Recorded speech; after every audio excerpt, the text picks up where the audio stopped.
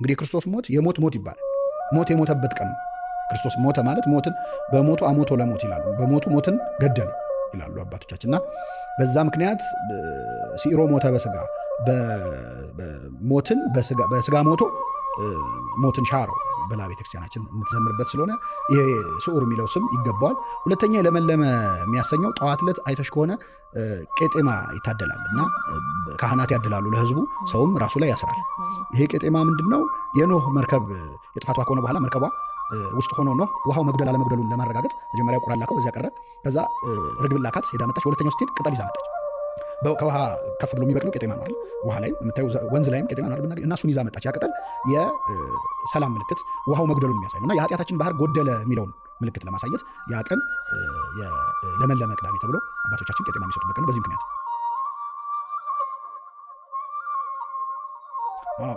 ክርስቶስ የትንሣኤውን በዓል ሰንበት አላደረገው፣ ሰንበትም ነው ማለት ሰንበት ያደረገው። ሰንበትም ትንሣኤው ነው ማለት ምን ማለት ነው? ቅድም ስነግርሽ ሰባተኛ ቀን ሰንበት መቼ ነው ብዬ ነበር። ቅዳሜ ነው አይደል? እሁድ አህደ ማለት ጀመረ ማለት ነው። እሁድ የመጀመሪያው ቀን ነው እና የስራ ቀን ነው የነበረው። በሳምንቱ የመጀመሪያ ቀን ነው ራሱ የሚለው። ስለዚህ እሁድ በብሉይ ኪዳን የስራ ቀን መጀመሪያ የነበረ ነው። የስነ ፍጥረት መጀመሪያ ቀን የነበረ ነው። እሁድን ሰንበት ያሰኛት ከነስሟ ሰንበተ ክርስቲያን ነው የምትባለው። ራሱ የክርስቲያኖች ሰንበት ነው የምትባለው።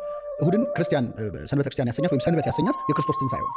በትንሣኤው ምክንያት ነው። ስለዚህ ክርስቶስ መርጦ በእሁድ በሰንበት ተነስቶ ሳይሆን መነሳቱ ነው እሁድን ሰንበት ያደረገው ማለት ነው። በዚህ ምክንያት ሰንበተ ክርስቲያን ብለን የተጠራቸው ራሱ ቅዱስ ያሬድ በተለይ በብዙ ዜማዎቹ ላይ ደጋግሞ የተናገረው ይህችን ቀን ትንሣኤ ክርስቶስ እንዴት ለሰንበትነት እንዳበቃት እንዳከበራት ነው። የመጀመሪያዎቹ የቤተክርስቲያን አባቶች እነ ቅዱስ አግናጤዎስ ዘአንጾኪያ የሚባሉ አባቶች፣ እነ ዮስጦስ ሰማዕት፣ ጀስቲን ዘማርቲር የሚባሉ እነዚህ አባቶች የጌታ ቀን የምትባለዋ ይህች እሁድ ቀን እንደሆነች ተናግረዋል። ከዛ በኋላ ትንሣኤውን ተከትለን ነው እንጂ የቀደመችዋ ሰንበት ቅዳሜ ነች። ሰንበተ ክርስቲያን የሆነችው እሁድ ነው እና ከትንሣኤ በኋላ የመጣ ነገር ነው። ከዛ በፊት እሁድ አልነበር። የብዙ ሰው ጥያቄ ነው 3 ቀንና 3 ሌሊት የሚለው። በነገራችን ላይ ጌታ ትንሣኤና ስቅለት ታሪክ ላይ 3 ቀን 3 ሌሊት የሚል ቃል የለም።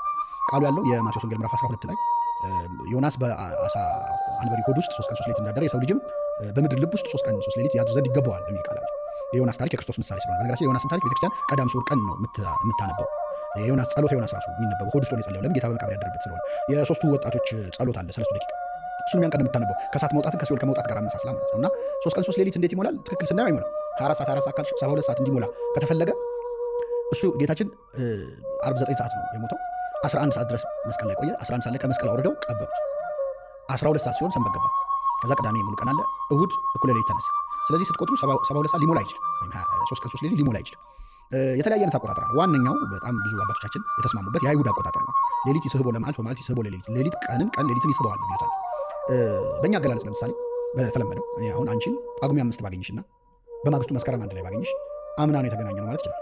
አንድ ቀን ነው እኮ ልዩነት፣ ግን አምና ነው የተገናኘ ነው አይደል? ምንድነው የጳጉሜ የመጨረሻዋ ቀን ጳጉሜ 5 ወይ 6 ያለፈውን ዓመት ሙሉ ወክላ ነው አምና የምትባለው አይደል? ግን አንድ ቀን ነች። ልክ እንደዛ አንድ ሰዓት ሙሉ ቀንና ሌሊት ልወክል አንድ ሰዓት። ጌታችን ዓርብ ልክ 11 ሰዓት ነው የተቀበረው። ከዓርብ 11 ሰዓት እስከ 12 ሰዓት ያለችው አንድ ሰዓት የዓርብን ቀንም ሌሊትን ትወክላለች። ልክ እንደ ጳጉሜን አምና እንዳልኳት ማለት ነው። አምና እንዳልኳት ባለፈው ዓመት ተገናኘን እንደሚያሰኘው የመጨረሻዋች አንድ ሰዓት የዓርብን ሌሊትም ቀንም ትስባለች። ከዛ ቅዳሜ ሙሉ ነው። እሁድ ከቅዳሜ 12 ሰዓት ጀምሮ እስከ እኩለ ሌሊት ያሉ ሰዓቶች አሉ። እነሱ ደግሞ የእሁድን ሌሊትና ቀን ይስቡታል ማለት ነው። ስለዚህ ሲቆጠር 3 ቀንና 3 ሌሊት በመቃብር ቆየ ይባላል። ሌሎች አሉ የፀሐይ መጨለም ለመቁጠር ይሞክራሉ። መሀል ላይ ጌታ 6 ሰዓት ፀሐይ ጨልሞ ስለነበር እሱን ከቀን ቆጥሯል። ግን የዛኔ ጌታ አልሞተም። አንዳንዶች ደግሞ ሐሙስ ዕለት ሐዋርያትን ስጋውና ደሙን አቁርቧቸዋል። ስለዚህ በእነሱ ሆድ ውስጥ መኖርን ከመቃብር ቆጥረው ኮንፈርተብል 3 ቀን 3 ሌሊት አደረ ያሰኛል ይላሉ። ግን ትንሣኤው ከእነሱ ሆድ ስለሆነ ይሄኛው አያስኬድም። ስለዚህ ሌሊት ቀንን ቀን ሌሊትን ይስበዋል በሚለው አተረጓጎም ጌታችን 3 ቀን 3 ሌሊት በመቃብር አድሯል ማለት ነው። በእርግጥ ጥናት ይፈልጋል። እኔ የሁሉንም አላየውም። ግን በተለይ ምስራቃውያኑ ኦሪየንታሎችም ኢስተርን ኦርቶዶክሶችም ከኛ ጋር ተመሳሳይ የሆነ ነገር አላቸው። በአከባበርም በመጾምም በነገራችን ላይ ይገጥማል። እንደው አስገራሚ ነገሮች ልንገርሽ። የትንሣኤ ዕለት ሌሊት የሚለኮሰው መብራት ከሰማይ እንደሚወርድ ታውቂያለሽ? ከሰማይ ነው የሚወርድ ማለት እግዚአብሔር ራሱ የሚለኮሰው። ላለፉት 2000 ዓመታት ቃሉን ጠብቆ ሌሊት ላይ ካህኑ ተፈትሾ ክብሪት አለመያዙ በደንብ ተፈትሾ ራሱን አሳይቶ ይገባል መቃብር ውስጥ ወደ ጌታ መቃብር ሻማ ይዞ ማለት ነው። እና ሻማ ይዞ ገብቶ ሲወጣ ተለኩሶ ነው የሚወጣው። እሳት ይወርዳል። እስካሁን ድረስ አልቆመም። የትንሣኤ እሳት የሚለኮሰው እሱ ነው። እና የሚገርምሽ ብዙ አገራት እንደውም ለምሳሌ የሩሲያዎች ራሻዎች ጀት አዘጋጅተው ይጠብቃሉ። ኢየሩሳሌም ይጠብቃሉ ጀት አዘጋጅተው። ከዛ የትንሣኤው እሳት ሲለኮስ ይሰጣቸውና እሱን ይዘው ሄደው ነው ሌሊት ላይ እዛ ትንሣኤ የሚያቀርቡበት ማለት ነው። እና ይህንን የኢትዮጵያ ቤተክርስቲያንም ታምረ ማርያም ይነበባል የትንሣኤ ዕለት ሌሊት። እና በዛን ቀን አንድ ታሪክ ተጽፏል። አንድ ኢትዮጵያዊ ማክበር ፈለገ። ይህንን የጌታ የሚለኮሰውን እሳት ልሳተፍ ብሎ ሊገባ ሲል አንተ ጥቁር ናት ገባም ብለው አባረሩት። ከዛ አስወጥተውት እሱ ውጪ እያዘነ እያለቀሰ ጧፉን ይዞ ውጭ ቆሞ እያለ እሳቱ እሱ ጋር ወረደ እና ውስጥ አልበራም፣ ለሱ ነው የወረደለት እና ከዛ በኋላ ከሱ ተለኩሷል። በዛ እግዚአብሔር ምን ያህል ክብር እንደሰጠው አይተው ተጸጸቱ የሚለውም ያን ቀን ይነበባል። ይህም ታሪክ እዛም አለ። በነገራችን ላይ ኢትዮጵያ የነበረበት ቦታ ሁሉ ይጎበኛል እና እንደዚህ አይነት ከሌሎች ጋር ኢንተርሴክት የሚያደርገን ታሪክ አለን ትንሣኤ አከባበር ላይ። ከዛ ውጭ እኛ የማናደርገው እንቁላል ላይ ስዕል ስለ ስጦታ ይሰጣጣሉ። ህይወት ያለው ነገር ሆኖ ግን የተዘጋ ውስጥ ነው። ስለዚህ በተዘጋ መቃብር ውስጥ ህያው ክርስቶስ መኖሩ ለማሳየት እንቁላል ስዕል ይሰጣሉ። እኛ ሰላምታ ስንለዋወጥ ክርስቶስ ተንሥአ እሙታን በዐቢይ ኃይል ወሥልጣን፣ ክርስቶስ ከሙታን ተነሳ በታላቅ ኃይልና ስልጣን፣ አሰሮ ለሰይጣን አግዓዞ ለአዳም፣ ሰይጣንን አሰረው አዳምን ነፃ ወጣው፣ ሰላም ይእዜሰ ሰላም ከእንግዲህ ኮነ ፍስሐ ሰላም፣ ከእንግዲህ ሰላምና ደስታ ሆነ እንላለን። የምስራቆቹና ኦሪየንታሎቹም ግብጾቹም ከግሪክ የወሰዱት ክርስቶስ አንስቲ አሊቶስ አንስቲ፣ ክርስቶስ ተነስቷል፣ በእውነት ተነስቷል፣ ክራይስት ኢዝ ሪዝን ኢንዲድ ኢዝ ሪዝን፣ እችኛዋ እንደ ሰላምታ አድርገው ይለዋወጣሉ። ይህንን ይመስላል። ጌታ ትንሣኤውን ለሴቶች ለምን ገለጠ? አንዳንድ ሰዎች ወሬው ቶሎ እንዲዳረስ ነው ይላሉ። በእርግጥ መረጃ በየትኛው መልኩ ሊዳረስ ይችላል። ግን በጣም ትልቁ ትርጉም የመጀመሪያው ዓርብ ዕለት ጌታ ስቃይ እየተቀበለ በነበረ ሰዓት ያልተለዩት ሴቶች ናቸው። እንደውም ከ14ቱ ምዕራፈ መስቀል ወይም የመስቀል የሄደባቸው ጌታ እየወደቀ እየተነሳ የሄደባቸው ምዕራፎች ውስጥ አንዱ ቅዱሳት አንስት ተብሎ ራሱ የሚጠራው እያለቀሱ ተከትለውት እናንተ ሴቶች ለምን ታለቅሳላችሁ? የኢየሩሳሌም ሴቶች ለራሳችሁና ለልጅ ልጆቻችሁ አልቅሱ ብሎ ጌታ የተናገራቸው በእንባን ያጀቡት ማለት ነው።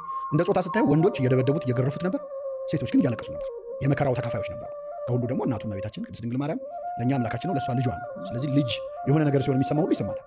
ሲወድቅ ሲነሳ እያንዳንዱ የእሱ የጅራፍ ቁስል የእሷ የልቧ ቁስል ነው። በነፍስሽ ሰይፍ ያልፋል የተባለችው ለዚህ ነው። እና ሴቶች በዕለተ ዓርብ የነበራቸውን የመከራው ተካፋይነት አብረው ማልቀሳቸውን መውደቅ መነሳታቸውን በተቻላቸው ሲያለቅሱ ሀዘኑ ሲካፈሉ ስለነበር የሀዘኑ ተካፋይ የነበረችን ሴት የደስታው አብሳሪ አድርጎ ክርስቶስ መረጣት ነው የመጀመሪያው። ሁለተኛው በብሉይ ኪዳን ሴት ልጅ በጣም ትናቅ ነበረ። ለምስክር እንኳን አትበቃም ነበር። በሕጉ ምስክር 3 ከሞላ ይበቃል፣ ምስክር በ3 ይጸናል ይባላል። ሴት ግን 3 ቀርቶ 13 ብትሆን እንደ አንድ ሰው አትቆጠር ነበር። ንቀት ነበረባቸው። ይሄ ሐዋርያቱም ሴቶች ጌታ ተነስቷል ብለው ነገሯቸው ራሱ ሴቶች እንዲህ ሲሉ ነበር እያሉ አላመኑም ነበር።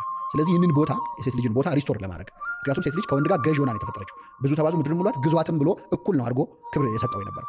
ከድቀት ከሰው ልጅ ባህሪ መጎስቆል በኋላ ነው እርሱ ገዥ ይሆናል ወደ መባል የተመጣው እንጂ እኩል ግዟት ተብሎ ነው ምድርን የተሰጠው። ነፍስ ደግሞ ጾታ የላትም፣ ወንድ ሴት የሚባል ነገር የለም። ይህን የቀየረው ክርስቶስ ነው። ቅዱስ ጳውሎስ ወንድም የለም ሴትም የለም ሁሉ በክርስቶስ አንድ ነው ብሎ የተናገረው አሁን ከክርስቶስ በኋላ የተገኘ ጸጋ ነው። እና ክርስትና ሲጀምር ሴት ልጅን ደስ ይበልሽ ብሎ ነው የጀመረው ገብርኤል አይደል? ሴት ልጅ ሲያልቅ ደግሞ ሴት ልጅ ደስ ይበላችሁ ብላ ትንሣኤውን በማብሰር ነው የጨረሰችው። እና በዛ ምክንያት የሴትነትን ክብር ከፍ ከሚያደርጉ ነገሮች አንዱ የጽዮን ልጆች ሴቶች የትንሣኤው ምስክር መሆናቸው። በጣም ብዙ ሰው ያነሳዋል ይህን ጥያቄ፣ ስንት ሰዓት ነው የሚታረደው? በነገራችን ላይ በቅዱስ ሲኖዶስ በግልጽ ተደጋግሞ በተለይ በብፁዕ ቅዱስ አቡነ ጳውሎስ ዘመነ ፕትርክና ቅዱስ ሲኖዶስ መግለጫ ሁሉ ሰጥቷል። እንዲህ አይነት ነገር ስለምንረሳ ነው። እርድ መታረድ ያለበት ከትንሣኤው በኋላ ነው። ከትንሣኤው በኋላ ማለት ሌሊት ነው ትንሣኤው ጌታ ተነሳ ተብሎ የሚታወጀው፣ ከዛ በኋላ ነው። ግን ከዛ በኋላ ነው ማለት ቤት ቁጭ ብሎ ሰው 6 ሰዓት ክርስቶስ ተነሳ ሙታን ሲባል ሰምቶ ማረድ አለበት? አያስቀድስም ወይ ይሄ ሰውዬ? እና እኔ በጠቅላላው ይህን ቪዲዮ የሚሰሙ ምዕመናን ክርስቲያኖች ቤተክርስቲያናችን በግልጽ እንዳስተማረችው ጾማችሁ ባለቀ ሰዓት አርዳችሁ አትግደፉ ማለት ሰው አይጦ ወልዳ ጅራቷ ሲቀር ሲጣለች ይባላል። ሄዶ 40 ቀን 50 ቀን ጾሞ ለጥቂት ሰዓታት ልዩነት ለምንድን ነው የሚገድፈው? ምክንያቱም ከዛ በፊት የሚታረድ ማንኛውም ነገር በጾም ነው የታረደው። ስለዚህ ገድፈው እና አንሞት ለአንድ ቀን እስቲ አሁን እንደው አንሞት። በዛ ላይ ሌሊቱን ሙሉ ዶሮ ስንሰራ መከራ ስናይ ከምናደር ለምንድን ነው የማናስቀድሰው? የጌታ ትንሣኤ ዕለት ያልተገኘን መቅደስ ውስጥ መቼ ነው የምንገኘው? ራሱ ከዛ የበለጠ ትልቅ ቀን የለም አይደለ? ትንሣኤ በነገራችን ላይ የመጨረሻው ክርስቶስ ካልተነሳ እምነታችን ከንቱ ናት ያለው ቅዱስ ጳውሎስ። ስለዚህ ዶሮዎቹም ይደሩ እስቲ በስራ በምን በዓሉን ሳያከብሩ ከማሳለፍ የትንሣኤ ዕለት አስቀድሶ ለመግደፍ እኮ ምንም ቀላል ነው። ቅብ ያለው የሆነ ነገር ማድረግ ይቻላል። ለጤናም ጥሩ ነው። ከመጠን በላይ በልቶ መታመም እንዳይመጣም ከብዙ አንግል በጣም ጥሩ ነገር። እናት አባቶቻችን በተልባ በምናር የሚገድፉትና ቀስ ብሎ ስለሚደርስ የትንሣኤ እርድ ጉዳይ ይህን ያህል ማንገብገብ የለበትም። ቅዳሴ ያስቀድሳችሁ ጨርሱ ስትመለሱ ማድረግ ይቻላል እንጂ ከዛ በፊት የሚታረደው ግን በቤተክርስቲያን ትምህርት መግደፍ ነው። ጾሞ ጫፉ ላይ አንዳንዴ ነዳ ያለ ማብላት ነው። ለቀደሱ ካህናት ለማስፈሰክ ተብሎ ቀድሰው ጾመው ከርሞ ለምንድን ነው እናበላሽባቸው? ስርዓቱ ይህንን ነው የሚያዘው ነው። ከዛ ውጭ ግን የትንሣኤው ዋናው እርድ የፋሲካው በግ መድኃኒታችን ኢየሱስ ክርስቶስ ነው። እኛ እንደ አይሁድ እንደ ኦሪት ሰው ጾመን መግደፍ ያለብን በበሬና በግ በፍየል አይደለም፣ በክርስቶስ ሥጋና ደም። ስለዚህ ክርስቲያን የሆነ ሁሉ የፋሲካው በግ ዓርብ ዕለት በቀራንዮ የተሰቀለውን የሚያወርደው ጠፋ ብለዋል አንድ ባለበገና። የተሰቀለውን የሚያወርደው ጠፋ ብለዋል እና የመድኃኒታችን ኢየሱስ ክርስቶስን ሥጋና ደም እንድንቀበል በሱ ነው። እንደ ኦሪት ሰው በበሬ በበግ ደም ምን በወጣን ነው ምን አከብረው? በዓሉ መከበር ያለበት ለእኛ ነው። ሥጋው ደግሞ የመጣው የሚቀደሰው ለእኛ ነው። ስለዚህ ሁሉም ይህንን የሚሰማ የትንሣኤውን በዓል በትንሣኤ ነው ማክበር ያለብን። ከሞት ተነስተን ከኃጢአት ሞት ተነስተን እውነተኛው የትንሣኤ እርድ መቼ ነው? ዓርብ ዕለት መስቀል ላይ ነው የታረደው።